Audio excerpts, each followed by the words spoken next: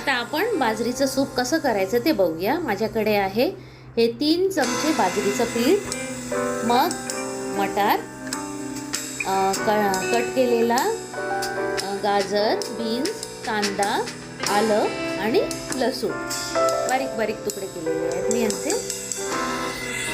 आता मला 3 bowl soup हवे आहे म्हणून मी 3 बाउल पाणी घेतलेलं आहे. तर चालू करूया. जर तुमच्याकडे बाजरीचं पीठ नसेल तर तुम्ही पूर्ण बाजरी पण अशी जराशी तव्यावर भाजून किंवा कढईत भाजून मग ते मिक्सरमध्ये लावून त्याचं पीठ वापरू शकता. सर्वप्रथम आता मी याच्यात 2 चमचे तेल घातलंय. तेल जरासं गरम झालं की आपण त्याच्यात लसूण घालायची. आता मी लसूण घालून जरा वाट बघते.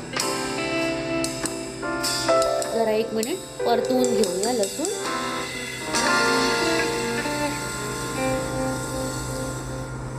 लसूण घातल्यानंतर मी आता कट केलेलं बारीक बारीक तुकडे केलेलं आलं पण घालते याचे. आलं आणि लसूण मी आता जराशी परतवून घेते. बाजरीचं सूप एकदम सोपं आहे करायला आणि लहानांपासून मोठ्यांपर्यंत डायबिटीज किंवा पचनसंस्था सुधारण्यासाठी पण आपण हे सूप घेऊ शकतो. आता मी कापलेला कांदा याच्यात घालते. तो पण आपण जरा परतवून घेऊया. जरा गुलाबी होईपर्यंत मी कांदा परतवणार आहे. तुम्ही बघू शकता हळूवारपणे आपण हे फिरवायचं. कांदा जरासा गुलाबी झाला की मी ह्याच्यात कट केलेला गाजर आणि बीन्स, तुमच्याकडे दुसऱ्या भाज्या असल्या तर त्या पण घालू शकता तुम्ही. हे सगळं घालून मी परत 2 मिनिटं जरा मऊ होईपर्यंत परतवणार आहे.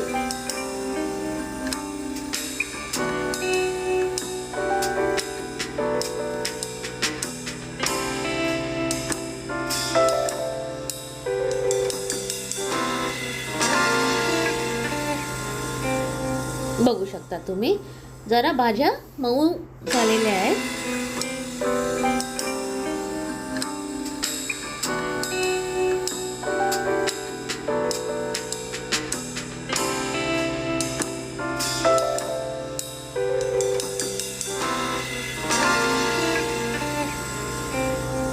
मी आता हे काढलेलं माझ्याकडे 3 चमचे बाजरीचं पीठ आहे ते हळूहळू याच्यात घालते. हे पण जरा आपण खरपूस भाजून घेणार आहोत 2 मिनिटं. हे पण कढईत त्या परतवून घेते. बाजरीच्या पिठाचा गरम झाल्यानंतर मस्त सुगंध येतो. तो येईपर्यंत मी हे पीठ आणि भाज्या अशा परतवून घेते.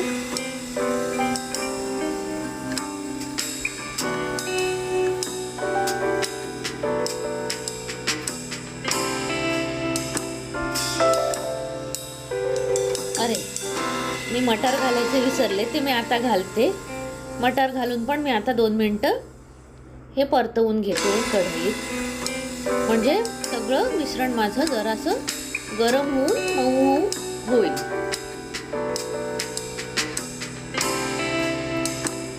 मला 3 बाउल सूप बनवायचं आहे म्हणून मी इथं 3 वाट्या पाणी घेतलेलं आहे.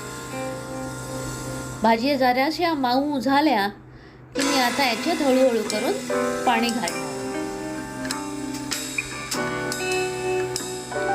पाणी घालून झालं ना की आपण हळूवारपणे हे जे सूप आहे आपलं बाजरीचं ते ढवळायला हवं.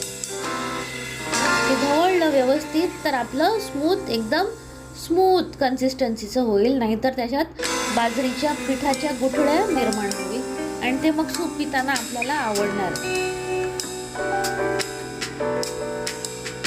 बघू शकता तुम्ही मी हळूवारपणे हे ढवळते.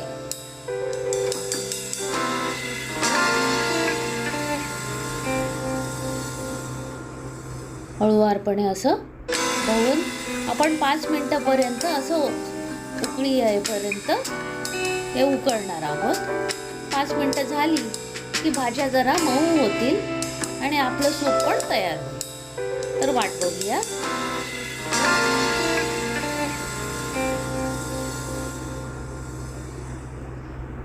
आता 1 चमचा चवीपुरतं मी मीठ ह्याच्यात घालते. मीठ घालून झालं की मी परत ढवळते जरा, म्हणजे सगळं